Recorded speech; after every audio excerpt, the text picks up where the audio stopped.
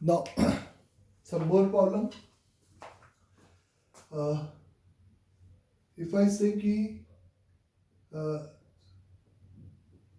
az1 plus bz2 के mod का whole square plus is the bz1 minus az2 के mod का whole square इस इक्विवेलेंट क्या होगा? Is a simplified value where a and b are belonging to the real number and z1 comma z2 are belonging to the complex number. तो यहाँ पर आपको इसको सिंप्लीफाइड करना है इक्वल के साथ कि ये इक्वलिटी में क्या होगा. तो आप इस एक्सप्रेशन को ऐसे फील करोगे कि ये सम ऑफ द कॉम्प्लेक्स नंबर के मैग्नीट्यूड का होल स्क्वायर लिखा हुआ है और सिमिलरली ये भी difference of the complex number के मैग्नीट्यूड का होल स्क्वायर. और हमें पता है कि ये जो मॉडुलस है वो सम ऑफ द कॉम्प्लेक्स नंबर या difference of the complex number में इज डायरेक्टली डिस्ट्रीब्यूट नहीं होता है. तो उसके लिए आपको एक सिंपल सा फॉर्मूला बताया गया है. इज अ सिंपल कि कोई भी दो कॉम्प्लेक्स नंबर है z1 और z2, तो z1 प्लस आयोटा z2 का whole square is equivalent to the mod of z1 का स्क्वायर मॉड ऑफ z2 का स्क्वायर प्लस यहाँ पे z1 z2 बार प्लस z2 z1 बार. इस तरीके से आप मेरे से बोल सकते हो. या आपको z1 माइनस z2 के मॉड का whole square is equivalent to the mod of z1 का square plus mod of z2 का स्क्वायर इज अ माइनस का z1 z2 बार प्लस z2 z1 बार. इस तरीके से बोल सकते हो. कुछ लोग ऐसा सोच सकते हैं कि रियल नंबर a और b अगर रियल नंबर है और उसके मॉड का होल स्क्वायर यानी कि सिंपल a प्लस b का होल स्क्वायर यानी कि a square plus b square plus 2ab हो जाता था. लेकिन ऐसा कब? जब a और b आर रियल नंबर है. लेकिन इस मॉड का whole square is simple whole square is equal is simply जब आपका इस यहाँ पर a और b क्या है? Real number. तो ये बात भी एक इंपॉर्टेंट है कि मॉड z का square is not equivalent to the z square. ये अलग है और ये अलग है. मॉड z का यानी कि z की डिस्टेंस का होल स्क्वायर और z स्क्वायर एक कॉम्प्लेक्स नंबर होगा. अगर तुम x plus iota y consider करते हो, z को x plus iota y consider करते हो, तो लेफ्ट हैंड साइड इसका आपको दे रहा है x square plus y square, जबकि राइट हैंड साइड आपको रिप्रेजेंट कर रहा है इसका होल स्क्वायर यानी कि binomial expansion x square minus y square 2xy iota. ये एक कॉमन मिस्टेक यहाँ पर हो सकती है. ये एक कॉमन मिस्टेक यहाँ पर सिंपली हो सकती है. अंडरस्टैंड सभी को? तो यहाँ पर आपको इस प्रॉपर्टीज को यूज करके आप इसको लिख सकते हो कि a z1 के मैग्नीट्यूड का स्क्वायर प्लस b z2 के मैग्नीट्यूड का square plus first complex number a z1 दूसरे का conjugate product of the numbers का कॉन्जुगेट इंडिविजुअली डिस्ट्रीब्यूट किया. b एक रियल नंबर तो z2 का कॉन्जुगेट प्लस इसका कॉन्जुगेट यानी कि a bar into z1 plus b z2 plus यहाँ पर आपने इसको लिखा b z1 के मॉड का whole square plus a z2 के मॉड का होल स्क्वायर माइनस के साथ b z1 इंटू इसका conjugate a z2 bar plus इस b z1 का कॉन्जुगेट a z2. ये पूरा और ये पूरा आपका यही का यहीं पे मर गया. a b ये पूरा और यहाँ पर आपने प्रोडक्ट को अलग अलग डिस्ट्रीब्यूट और mod a square simply a square हो गया क्योंकि a एक रियल नंबर है. तो मॉड z1 का square plus b square mod z2 का whole square plus b square mod z1 का स्क्वायर. z क्योंकि कॉम्प्लेक्स नंबर है तो उसका भले मॉड का स्क्वायर यानी कि not simple square plus is the A square into mod z2 का होल स्क्वायर। और इस चार टर्म्स को आप इजिली यहाँ पे क्या कर सकते हो, फैक्टराइज कर सकते हो। ए स्क्वायर बी स्क्वायर, इसमें से ए स्क्वायर कॉमन निकालो तो मॉड z1 का स्क्वायर प्लस मॉड z2 का होल स्क्वायर। इस तरीके से आपका ये सिंप्लीफाइड वर्जन हो जाएगा इस पूरे का। अंडरस्टैंड यहां तक अच्छे से सभी को? फिर अगर अपन बात करते हैं यहाँ पे सिंपली, अगर अपन को कहा जा रहा है कि find the value of 9z1 plus is the 4 iota of z2 का होल स्क्वायर, इस पूरे का whole square is a plus is a 4z1 is a plus का iota over is a 9 या 9 iota over z2 के mod का whole square का सम चाहिए। 9z1 plus 4 iota z2 plus 4z1 plus 9 iota z2 के आपको क्या चाहिए, स्क्वायर वैल्यू चाहिए, सम ऑफ द स्क्वायर का सम। तो इसके सम को यहाँ पे आपको कैलकुलेट करने के लिए आपका प्रोसीजर करने का सिंपल सा तरीका क्या होना चाहिए, आपको यहाँ पर आप फिर से a प्लस आयोटा b का होल स्क्वायर लगाओगे। 9 यानी कि 81 मॉड z1 का स्क्वायर प्लस इसके मॉड का स्क्वायर, 4 का मॉड मल्टीप्लाई में मॉड अलग अलग कर सकते हो 16, आयोटा का मॉड 1 मॉड ऑफ z2 का होल स्क्वायर प्लस 9z1 इसका कॉन्जुगेट, तो इनटू में 4 मल्टीप्लाइड बाय माइनस आयोटा और z2 का conjugate plus is a plus 4 iota into z2 into 9 into z1 का conjugate plus 16 into mod z1 का square 81 iota का square mod z2 का whole square plus यहाँ पे 4z1 इंटू इसके conjugate को लिखोगे और इसका कॉन्जुगेट यहाँ पे कितने के बराबर हो जाएगा, मल्टीप्लाइड में माइनस का 9 आयोटा इंटू z2 का कॉन्जुगेट और यहाँ पे plus is a plus, simply यहाँ पे आप लिखोगे 4z1 का conjugate into 9 iota z2। Understand सभी को?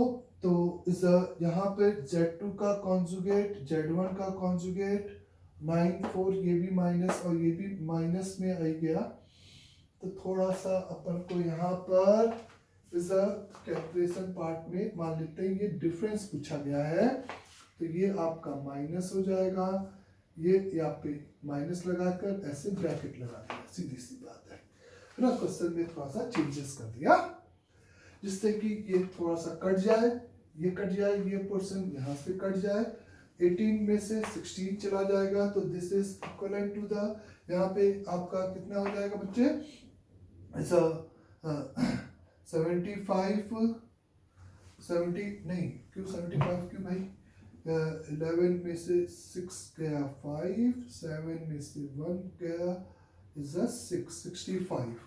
65 के मॉड z1 का स्क्वायर और माइनस का 81 यानी कि माइनस के 65 का मॉड z2 का होल स्क्वायर, ये आप लिख सकते हो या 65 को कॉमन।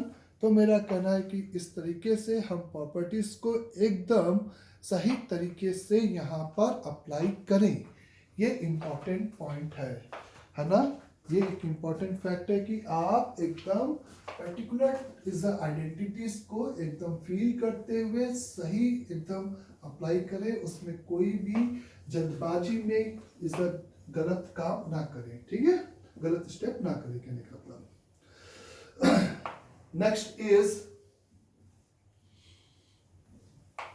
अगर आपसे कहा जा रहा है फॉर एग्जाम्पल कि if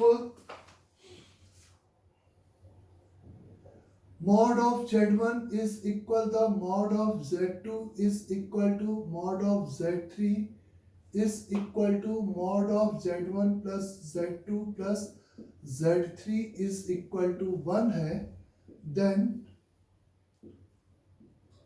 find value of 1 upon z1 plus 1 upon z2 plus 1 upon z3 का समेशन की वैल्यू आपको यहाँ पे सिंपली फाइंड आउट करनी है कि इसकी वैल्यू क्या होगी।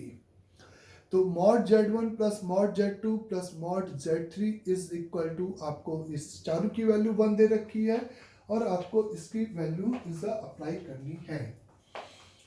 तो reciprocal of the complex number और उसका जब मैग्नीट्यूड गिवन है, ध्यान से सुना, reciprocal of the complex number और जब उसका मैग्नीट्यूड गिवन है, तो चूंकि किसी भी कॉम्प्लेक्स नंबर का अगर आपको मैग्नीट्यूड गिवन है तो आप बोथ साइड स्क्वायरिंग कर सकते हो, और जब आप स्क्वायरिंग कर सकते हो किसी भी कॉम्प्लेक्स नंबर के मैग्नीट्यूड का बोथ साइड स्क्वायरिंग कर सकते हैं, और z के मॉडुलस के स्क्वायर को हम लिख सकते हैं z into Z bar is equal to R square.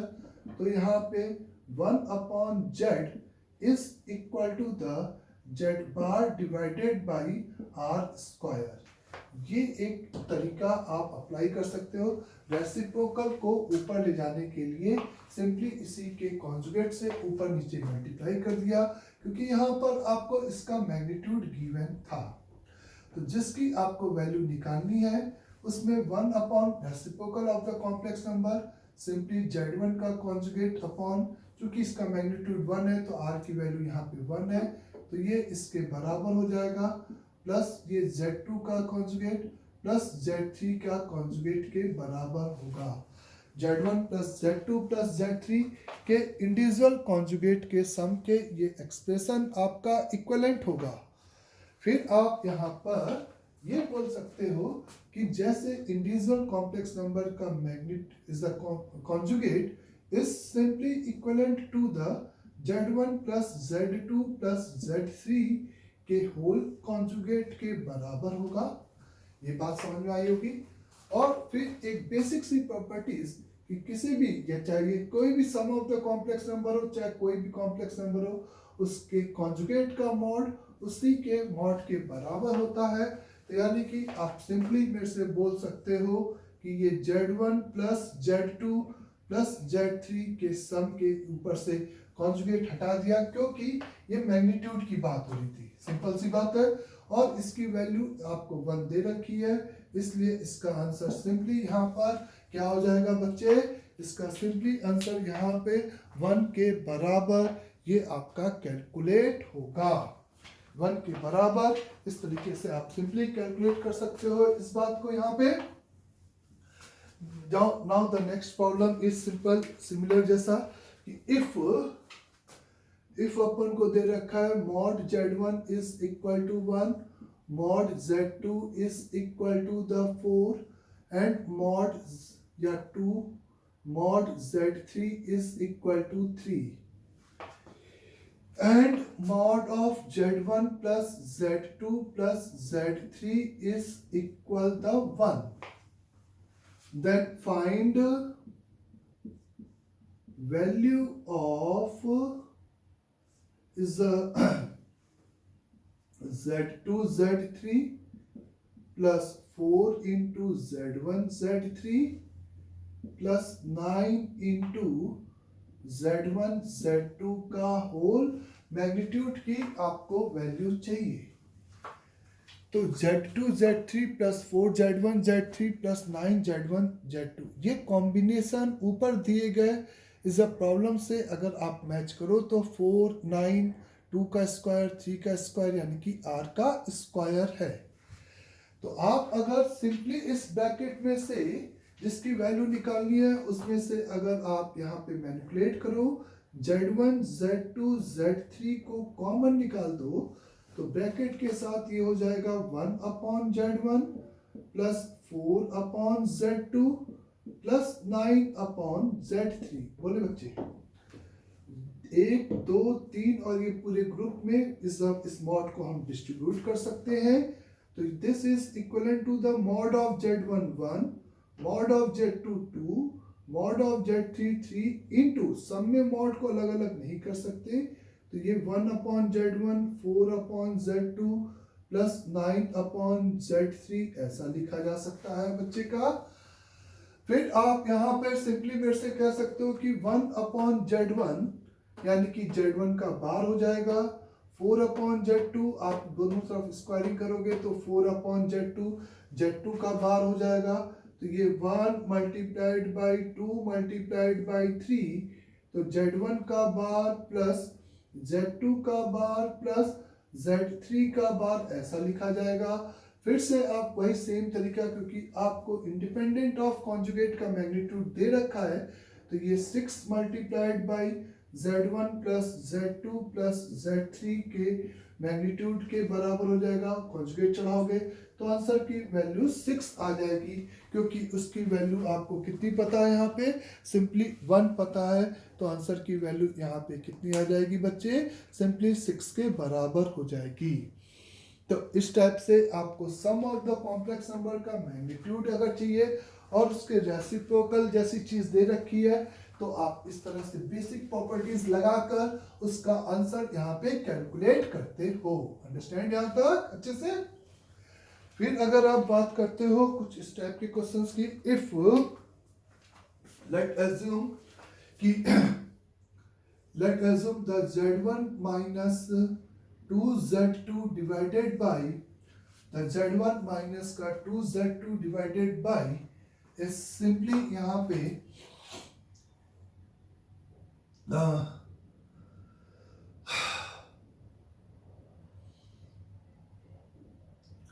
Is Z1 into Z2 का कॉन्जुगेट माइनस का इज माइनस का 8 into Z1 minus 2Z2 upon Z1 into Z2 का कॉन्जुगेट माइनस 8 इंटू बोले 8 इंटू Z या 80 रहने दे सिंपली, है ना।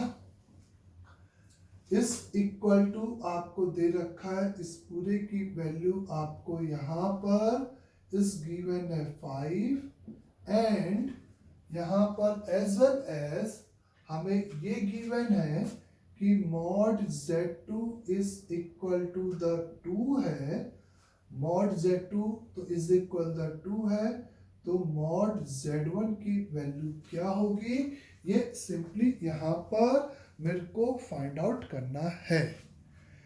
Repeat question, इस रेशियो की वैल्यू अपन को 5 दे रखी है, इस रेशियो की वैल्यू अपन को 5 दे रखी है, और अपन को यहाँ पर नहीं कुछ क्वेश्चन में एक सेकेंड इस टाइप से नहीं, एक सेकेंड बस थोड़ा सा वेट कर दे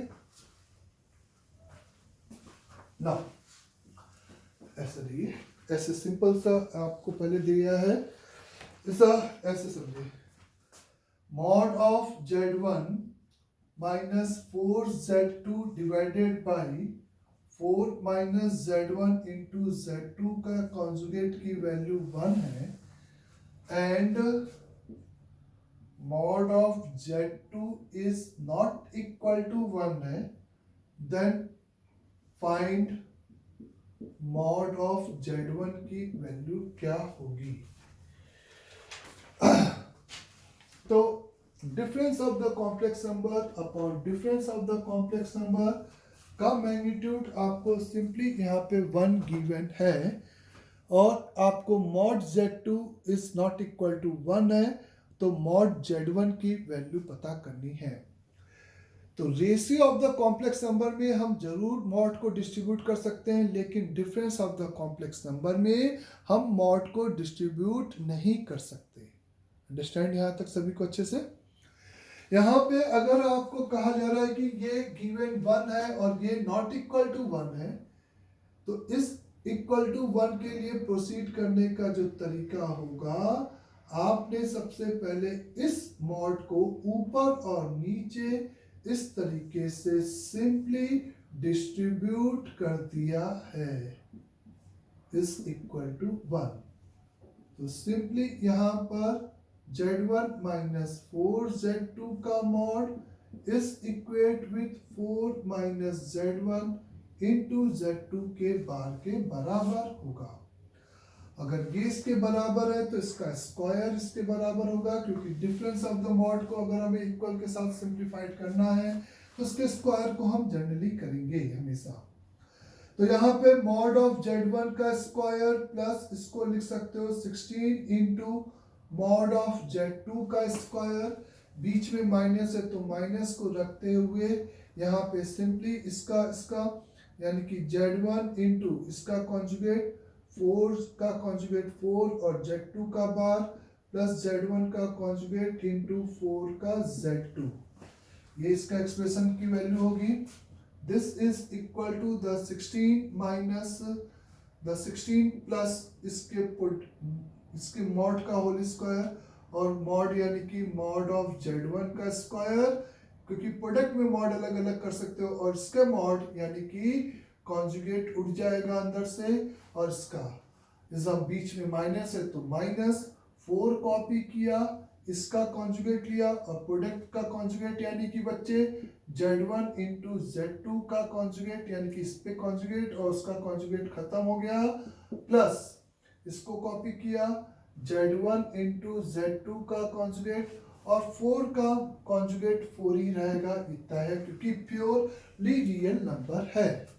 और ऐसा करने से ये और ये आपके यहीं पे ब्रैकेट सिंपली क्या हो गए बच्चे, मर गए। तो आप जब इसी को सिंप्लीफाइड अगर करते हो तो आपको क्या मिलता है, यहाँ पे मॉड z1 का स्क्वायर मॉड z2 का whole square is a minus 16 into mod z2 का square is a minus mod z1 का स्क्वायर प्लस का 16 इज इक्वल टू 0। इसको और फैक्टराइज करते हो तो ये मॉड z1 2 का स्क्वायर कॉमन निकाल दोगे तो मॉड z1 स्क्वायर माइनस का 16 इंटू मॉड z2 का स्क्वायर माइनस का 1 इज इक्वल टू द 0। और ये फैक्टर आपका 0 नहीं हो सकता, ये क्वेश्चन में दे रखा है, यानी कि यही चीज 0 होगी और यही चीज 0 से आप मेरे से बोल सकते हो mod z1 is equal to 4 आएगा। तो यहाँ पर आपने simple is the basic properties का यूज किया और इस तरीके से प्रोसीड करते चले गए, और प्रोसीड करने के बाद आपने इस तरीके से आंसर निकाल दिया। आई बात समझ में यहाँ तक सभी को? Now the next problem is, suppose आपको मैंने लिखा है इफ इसी का अपोजिट केस ऐसे, if mod z is equal to then find the value of is the mod of z minus का 4 iota upon iota into z bar minus का 1 and also independently the z bar plus का 4 iota is divided by iota into z minus का 1। इन दोनों की आपको simply यहाँ पर क्या पता करना है, वैल्यू पता करना है कि क्या होगी, जबकि z का मैग्नीट्यूड यहाँ पर किसके बराबर है, सिंपली 2 के बराबर है। अब अपन इसको कुछ स्क्वायरिंग वगैरह करके सिंप्लीफाइड ना करें, क्योंकि अपन को इस पूरे रेशियो की सिंपली क्या चाहिए, वैल्यू चाहिए, है ना। तो पहले वाले के लिए अपन बात कर रहे हैं, पहले मॉड z बराबर 2 है, यानी कि z इंटू जेड का कॉन्जुगेट की वैल्यू 4 है, ये पक्का हो गया। यहाँ पे मॉड z बराबर 2 है तो z इंटू जेड का कॉन्जुगेट की वैल्यू 4 के बराबर होगी। तो आप देखो इसका जुगाड़ में इस z के कॉन्जुगेट की जगह पे आप क्या रख सकते हो, 4 अपॉन z। तो now this ratio is become z minus का 4 iota upon iota into this is equal to the 4 divided by z minus का 1। दिस इज जेड, यहाँ पे जाएगा मल्टीप्लाई में जाएगा जेड इंटू जेड माइनस का 4 आयोटा अपॉन 4 आयोटा माइनस का Z का कॉन्जुगेट। ये और ये ब्रैकेट मर जाएगा, मॉड के अंदर सिंपली माइनस जेड आएगा और माइनस जेड का मैग्नीट्यूड मॉड जेड होगा और मॉड जेड अपन को 2 दे रखा है, तो आंसर की वैल्यू सिंपली यहाँ पे 2 के बराबर हो जाएगी। आंसर सिंपली यहाँ पे किसके बराबर हो गया बच्चे? 2 के बराबर हो गया। ये बात सभी को क्लियर अच्छे से? फिर यहाँ पे अगर अपन को दे रखा है कि दिस इज ऐसे, इसकी वैल्यू पता करो, तो जेड बार प्लस 4 आयोटा इंटू आयोटा का जेड माइनस दिस। तो सिंपली मैंने फिर से एक जेड बार को, ध्यान देना बच्चों, एक जेड बार को रिप्लेस किया 4 बाई जेड के साथ। जेड बार प्लस 4 आयोटा कहीं पे भी is iota into 4 upon Z minus का आयोटा, माइनस का 1 सॉरी, ऐसा लिख सकते हो। z मल्टीप्लाई में ऊपर चला गया, z bar plus 4 iota upon this is equal to the 4 iota minus का z होल का मॉड हो गया। अब आप क्या कर सकते हो यहाँ पे कि इस, अभी तो ये ऊपर नीचे मरा नहीं, तो z into Z bar plus 4 iota upon is a 4 iota minus का जेड का, इस तरीके से बात हो रही है। तो अब जुगाड़ देखिए बच्चों कि अगर आप इस कॉम्प्लेक्स नंबर का कॉन्जुगेट ले लो, भाई आप ये तो समझ ही सकते हो कि ये इनटू में इस प्लस में मैं मॉड को डिस्ट्रीब्यूट नहीं कर सकता बस, लेकिन आप इस तरीके से फील करो कि ये और ये बराबर है, क्योंकि इसका कॉन्जुगेट लेंगे अगर, भाई इसका मॉडुलस या इसके कॉन्जुगेट का मॉडुलस एक ही बात है, और इसका मॉडुलस जेड माइनस का 4 आयोटा और 4 आयोटा माइनस जेड, ये आपका मर जाएगा और मॉड जेड बच जाएगा, और जिसकी वैल्यू 2 है तो इस रेशियो की वैल्यू भी सिंपली आपकी किसके बराबर हो जाएगी बच्चे?